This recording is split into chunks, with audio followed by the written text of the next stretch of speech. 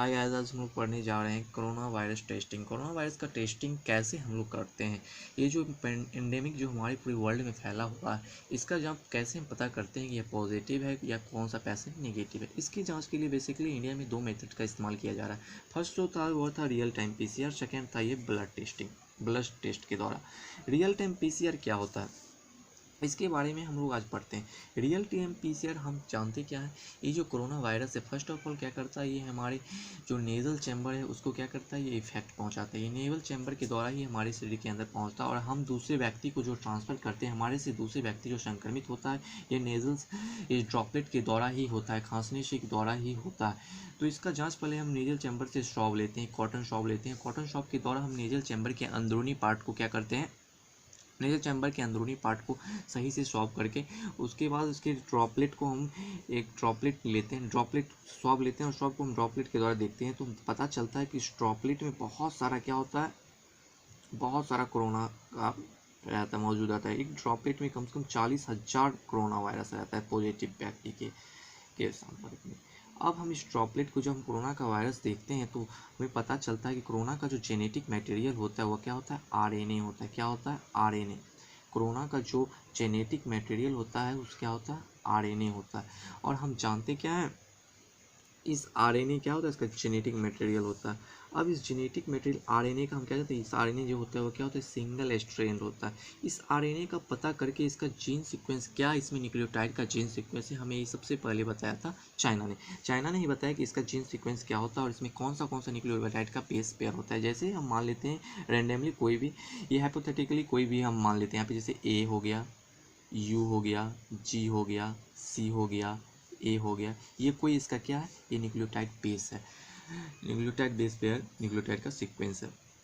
लेकिन अब हम इसके RNA का हम पता कैसे करेंगे कि ये पॉजिटिव है कौन सा व्यक्ति में, कौन सा व्यक्ति निगेटिव। इसके लिए हम इस्तेमाल करते हैं PCR। PCR होता क्या है, PCR का फुल फॉर्म होता है पॉलीमरेज चेन रिएक्शन। क्या होता है, पॉलीमरेज चेन रिएक्शन। इसके द्वारा फर्स्ट ऑफ ऑल किया क्या जाता है, PCR एक बेसिकली है DNA एम्प्लीफिकेशन। इसके द्वारा क्या होता है, DNA का एम्प्लीफिकेशन। DNA का एम्प्लीफिकेशन में क्या होता है, एक DNA से दूसरे DNA का बनाना। यानी हम विट्रो कंडीशन, यानी हम लैब में एक DNA से क्या होता है, दूसरे हज़ारों लाखों करोड़ों DNA, एक DNA सैंपल से हम हज़ारों करोड़ों लाखों DNA का सैंपल तैयार कर लेते हैं। लेकिन जब हम RNA का है तो इसका जेनेटिक मटेरियल तो RNA, इसका हम कैसे करेंगे, इसके लिए बेसिकली किया जाता है, एक मेथड होता है, हम जानते क्या है, DNA से RNA बनने की प्रक्रिया को बोलते हैं ट्रांसक्रिप्शन। क्या कहते हैं, ट्रांसक्रिप्शन। इस प्रोसेस को कहा जाता है ट्रांसक्रिप्शन, इस प्रोसेस को ट्रांसक्रिप्शन कहते हैं। लेकिन जब हमको RNA से DNA बनाना होगा तो क्या होगा, जब हमें RNA से DNA से बनाते हैं तो इसको बोलते हैं रिवर्स ट्रांसक्रिप्शन। क्या बोलते हैं, रिवर्स ट्रांसक्रिप्शन। और इस रिवर्स ट्रांसक्रिप्शन के लिए एक एंजाइम चाहिए जिसका हम बोलते हैं रिवर्स ट्रांसक्रिप्टेज। क्या बोलते हैं, रिवर्स ट्रांसक्रिप्टेज, ट्रांसक्रिप्टेज। इस रिवर्स ट्रांसक्रिप्टेड एंजाइम के द्वारा ही हम पता करते हैं कि इस PCR के द्वारा क्या होता है, RNA को हम क्या होते हैं, DNA में एम्प्लीफिकेशन कर लेते हैं। और उसके बाद DNA में एम्प्लीफिकेशन करने के बाद इस DNA कॉपी का हम हज़ारों लाखों करोड़ों बना लेते हैं सैंपल। जब हम इसका आप करते क्या, फर्स्ट ऑफ ऑल हम क्या करते हैं, RNA का जेनेटिक मटेरियल, कोई भी ये जैसे कोरोना वायरस है, ये कोरोना वायरस है, इसके हम क्या करते हैं, जेनेटिक मटेरियल क्या होता है, RNA को क्या होता है, निकाल लेते हैं। इस RNA को हम निकाल के क्या कहते हैं, इसकी मदद से हमें क्या बना लेते हैं, DNA बना लेते हैं, DNA का एम्प्लीफिकेशन कर लेते हैं। DNA का एम्प्लीफिकेशन करने के बाद हम उसमें क्या करते हैं, एक फ्लोरोसेंस, क्या होता है, फ्लोरोसेंस ऐड कर देते हैं। क्या ऐड कर देते हैं, फ्लोरोसेंस। ये फ्लोरोसेंस क्या होता है, ये बेसिकली केमिकल होता है जो क्या करता है, एक टाइप का क्या करता है, वेवलेंथ को एब्जॉर्ब करके उसे हाई वेवलेंथ में उसे क्या करता है, प्रोड्यूस करता है। जब हम इस PCR में देखते हैं, रियल टाइम PCR में हम जब देखते हैं तो क्या करता है, DNA का एम्प्लीफिकेशन बहुत ही तेज़ी से होने लगता है। बहुत ही तेज़ी से जब DNA का एम्प्लीफिकेशन होने लगता है तो जिस पेशेंट के स्वाब से, जो हम स्वाब से ड्रॉपलेट से जिस RNA को अलग किए, अगर उस बैक्टीरिया में उस पेशेंट में अगर RNA मौजूद होगा तभी DNA का क्या होगा, एम्प्लीफिकेशन होगा। अब यहाँ से बेसिकली बात हम जानते हैं क्या, अगर जिस पेशेंट में RNA मौजूद होगा उसी से क्या होगा, DNA बनेगा।